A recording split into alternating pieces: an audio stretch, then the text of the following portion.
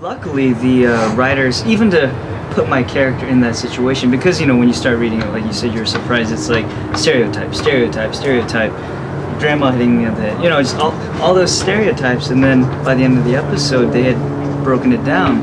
I did get to play not an Asian, I got to play Asian American.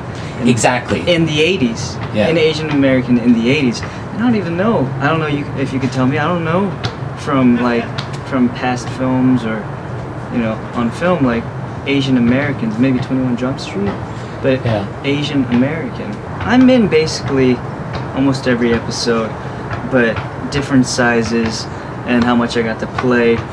You know, it being a first season, I think they really had to focus on the 4 main guys and get their stories out there and their relationships together, because, you know, the show, as much of a raunchy comedy as it is, it's all about the relationships and how these 4 guys, you know, traverse the adventures of college and frat life together. So I do understand how, you know, my character got to be in and out a little here and there, but, you know, we just shot the season finale, and that was maybe one of my favorite adventures. I'll say it included a hot tub and bowling with human beings, and then the 3rd episode, which is coming up on November 30th, I had to be basically wearing nothing but a loincloth, and I was like, okay, I had to diet a little because my my castmates are ridiculously fit,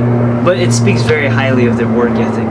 You know, you look at their bodies, you're like, you will not deny that they work hard on, you know, on life. But when I saw that, I was like, okay, I know what I gotta do. I don't wanna, I gotta hold it down for the Asians on this, so if I'm gonna be without my shirt on, I've gotta at least represent a little. But then I also realized the comedy of, you know, if my character took his shirt off and I'm like Bruce Lee, yeah, I mean, vanity and all that stuff is good too, but I don't want to, you know, I didn't want to be like, yeah, it would detract from the character. Yeah, I didn't want to detract from the character. But I remember the makeup lady in the morning was like, lift up your shirt. I was like, she's like, yeah, you're pale.